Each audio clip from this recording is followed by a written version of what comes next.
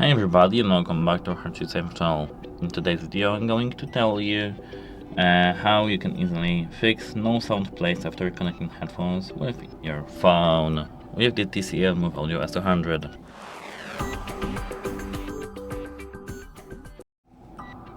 So, at first restart the audio player and try again. I don't know if you tried it, but it is the most common issue that occurs. The second tip is that check whether your phone's firmware is up to date.